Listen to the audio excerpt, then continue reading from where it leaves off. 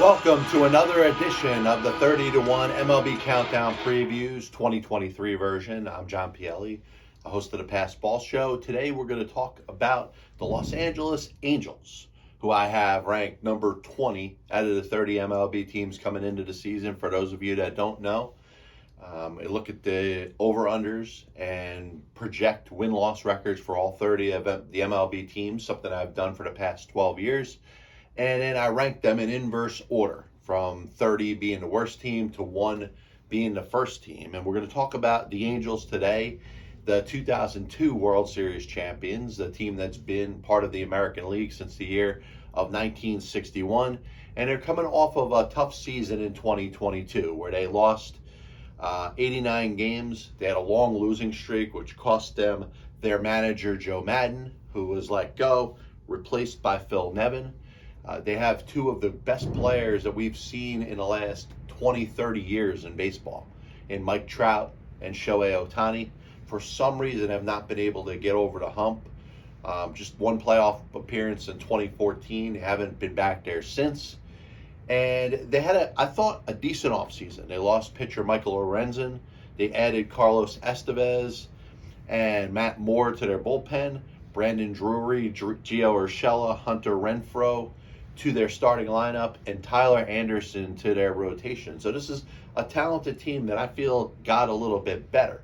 Problem is, the Astros are the defending World Series champions, and they pretty much are the cream of Major League Baseball right now. The Seattle Mariners have improved a little bit, but they've improved drastically over the last couple of years, and I think they're ahead of the Angels right now.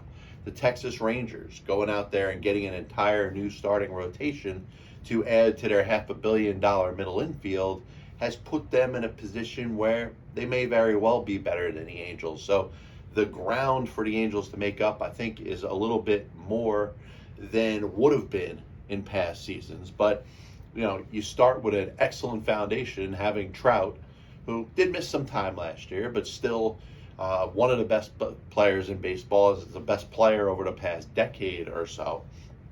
And, of course, Ohtani, who goes out there, hits bombs, and then pitches every fifth or sixth day. Ohtani's going to be anchoring a rotation and now has a little support with Tyler Anderson, who had a great year for the Los Angeles Dodgers last year. Looks like he's resurrected his career. And then you got some questions, but some good results from last year. When you're looking at Patrick Sandoval, Jose Suarez, Reed Detmers, they all pitched well at moments last year and are looking like they are stabilizing themselves as starters for this team. Tyler Davidson, who came over from the Atlanta Braves in a trade for the closer Razel Iglesias, is probably going to be your sixth starter. And then you go to the bullpen, which is led by Estevez, who hasn't really gotten a chance to be a closer before, but he's going to be joined by the before-mentioned Moore, Aaron Loop, and Ryan Tepera. Jose Quijada has got a very live arm, had a little more strikeouts than innings pitched, should be able to help them out in that role this year. Jonathan Holder, a one-time Yankee part-time relief pitcher, is in on a minor league deal, has a good chance of making the team as well. When it comes to the lineup of this team, the question's going to be, what do they want to do? Do they want to go out there and score runs, or do they want to play defense? Because if they want to, I think this is a game that's centered around the offense, and I think the changes to the defensive shift is going to make it a little more imperative to put your best defensive team out there. You're going to want a shortstop that can move a little bit if he's going to be forced to stay to the left-hand side of second base. And your second baseman, you're not going to be able to hide him in short right field. I think in the past you would be able to get away with, if you're the Angels, with Brandon Drury, big-time free agent signing, playing him at second base. He's a corner infielder, but you could hide him in that little triangle in short right field. You can't do that. The infielders all have to have 2 feet on the infield dirt. So Gio Urshela, who was a very good defensive third baseman, came up as a shortstop, could be an option to be your shortstop.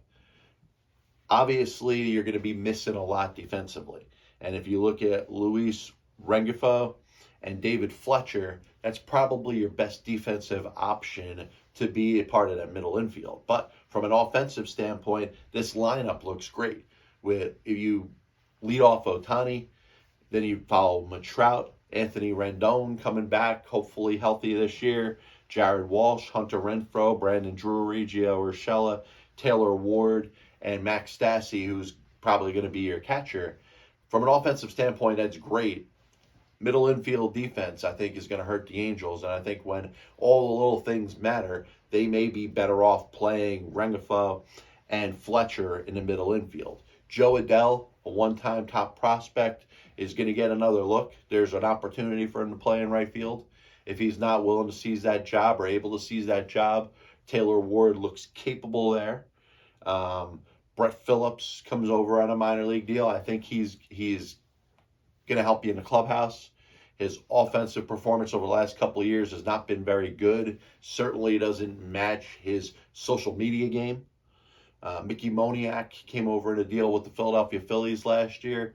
Maybe he gets a little bit of a chance to play as well. In regards to top prospects, they got another one that they got from the Phillies, Logan O'Hoppe, who may very well be their catcher of the future, at least the immediate future, because Edgar Caro, 19 years old, is probably about maybe 2-3 years away. Really looks like the real deal in regards to being the Angels catcher of the future.